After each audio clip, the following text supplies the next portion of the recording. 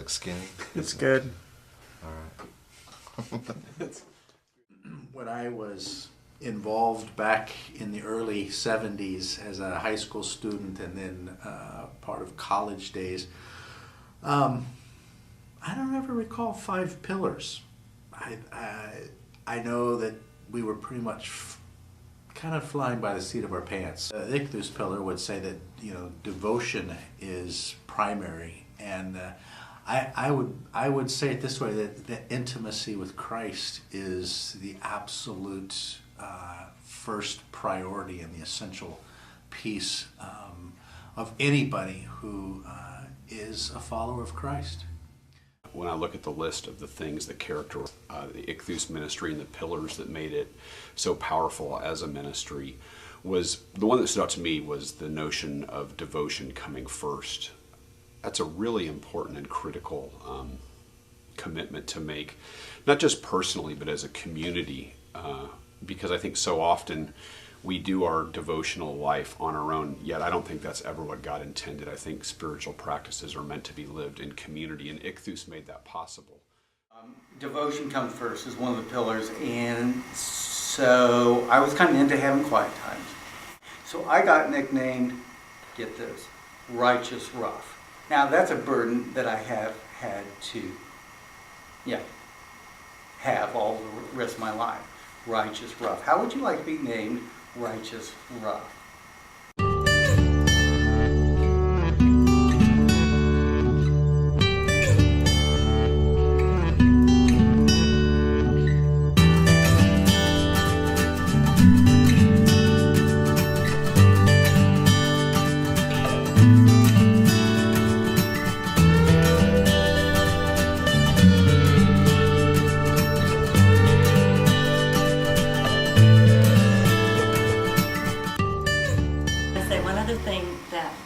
Bob really influenced my ministry.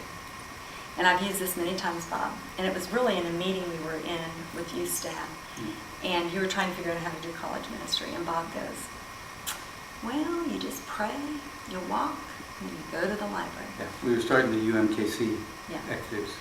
But I thought, I use that model in practically everything I've done in ministry. So when I want to find leaders at the church, I pray, I walk, and I go to Wednesday night dinners, and I pray for leaders, and I find them. I wanted to start a mom's ministry. I pray, I walk, and then I go to the park and I look for moms.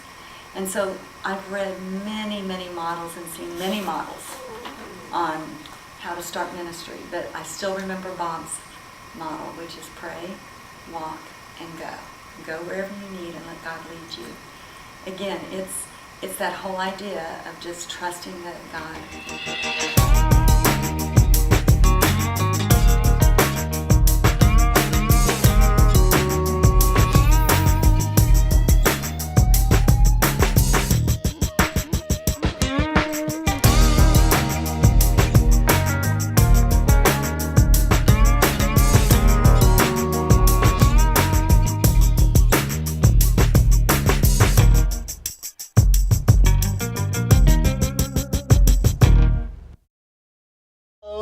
I mean, but one guy made you. Yeah. I mean, he was nice We're high about school it. guys. He was nice about it, but he was unrelenting. Yeah. So it was well, you know, this is really a good thing, but you really got to do it.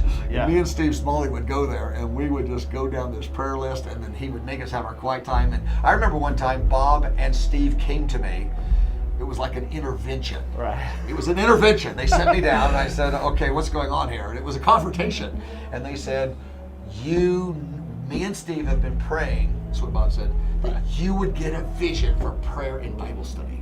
Because I loved meetings, but I didn't like prayer and Bible study. I go to meetings every night. I didn't like prayer and Bible study. And I tell this story for years. Yeah. And that he was burdened that I wouldn't do prayer and Bible study.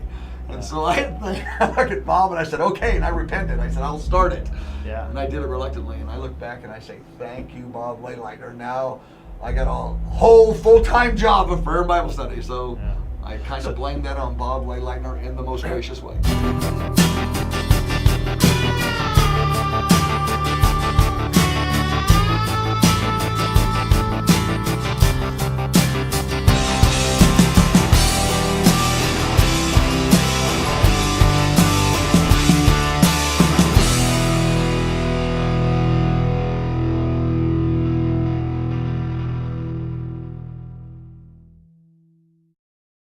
I'm sure, like anyone, you go, I got this foundation through the Icthus house of devotion is just a normal thing, spending time with Jesus. It was normative, yes. Do you now, many years later, do you have that sense? Are there days that you go, I don't want to do that anymore? Lots of times. Yeah, I do. But the thing I have now that I didn't have then, I have two things. I have the history of knowing its value. Yeah, I right. didn't have it then. And I have the history of enjoyable times with God. Yeah. That doesn't mean every day is, but at least I have the hope today might be. Yeah. You know, back in the early days, I never had any enjoyable times, and I had no history of knowing it was valuable. Right. But if you stay with it, you get both of those things. And Yeah. so I have boring prayer times a lot of times, but I always know it might be special today. Devotion comes first. I was sitting in a 6th grade Genesis class, and Bob was teaching about communion. And it was one of my favorite teachings that Bob ever did, because at the very end, he was kind of teaching kids how we do communion. And he said, look, when you take the bread and you dip it into the cup, never just shove it in your mouth, no matter how hungry you are. You need to take it back to your seat, and you need to sit there, and you need to look at it. And you need to ask God, hey, what's going on with this? What is this about? I need your help in understanding this. And I love that. But again, pillars of Icthus, devotion comes first. You know, you need to, before you do anything, before you eat communion, before you teach, before you go hang out, you need to sit and be with God. You need to ask him, hey, I need to know you more right now in this moment before I go out and try to know anyone else. One of my favorites.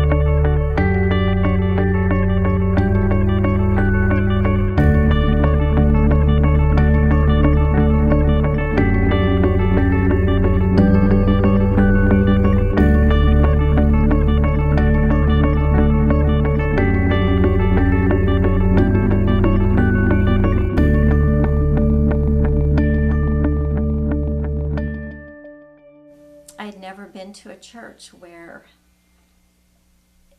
it was all about Jesus and it was all about building his kingdom.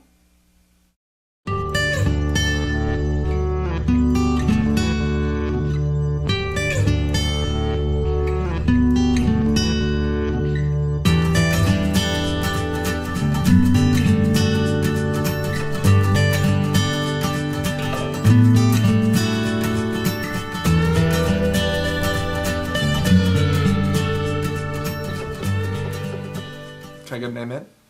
Amen. Thank you. Hey, Brian, we're trying to video out here.